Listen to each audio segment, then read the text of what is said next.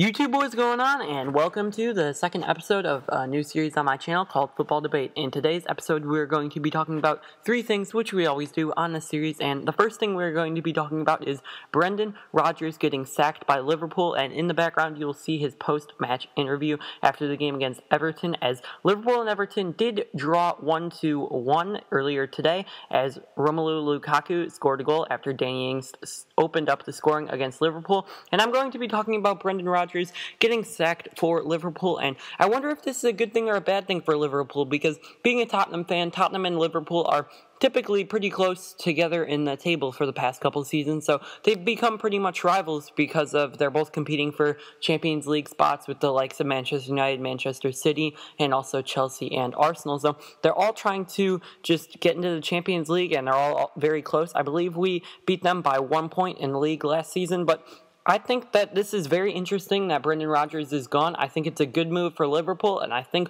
all Liverpool fans are happy that he's finally gone. So it should be pretty good for Liverpool as they are getting a better manager for themselves, but I don't know who will be the manager. I've heard some talks about Antonucci. I've also heard Jurgen Klopp. I've seen some other guys like Diego Simeone and De Boer. So that could be very interesting what Liverpool decide to do with their manager. So I wish Liverpool the best of luck finding a new manager, as I hope to see Liverpool back in contention better than they have been during Brendan Rodgers. They have a very solid team. I think they lack the width, and also their defense is not as good. So that's just my opinion so far on Liverpool. And the next thing we are going to be talking about, staying in the Barclays Premier League, is going to be Manchester City. They've been a very inconsistent team so far this season. They started off the league winning 5 games in a row, then losing, I believe, 3 straight games to Juventus and then West Ham and Tottenham in the league. So 2 losses in a row in the league.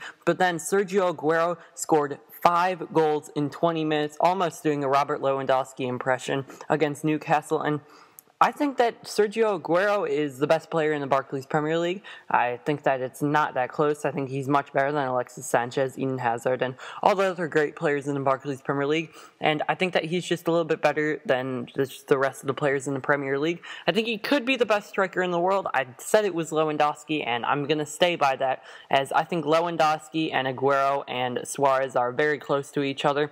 It's very close to the top, but I think Lewandowski is just in a little bit better form, as he did do very well today for Bayern Munich against Borussia Dortmund.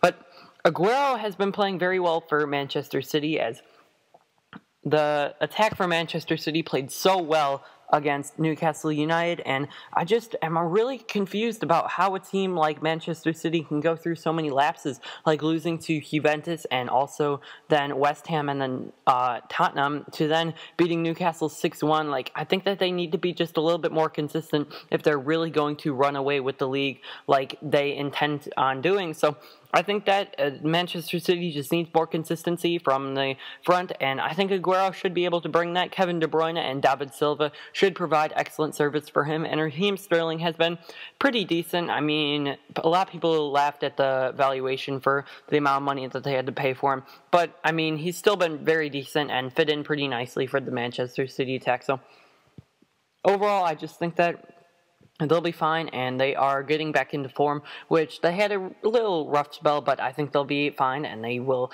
be easily at the top of the Barclays Premier League table come the end of the season with the likes of Manchester United and Arsenal.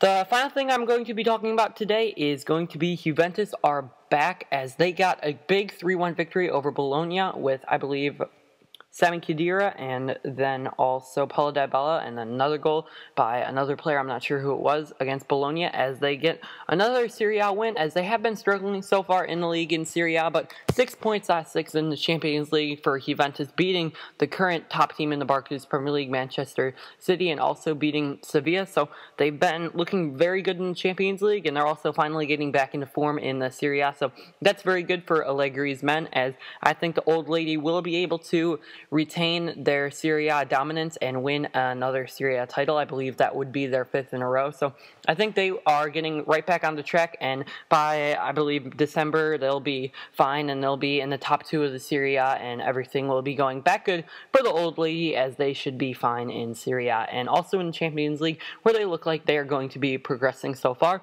And that will wrap it up for the second episode of Football Debate. If you enjoyed, make sure to leave a like and also subscribe for more Football Debate episodes and also some FIFA 16 content.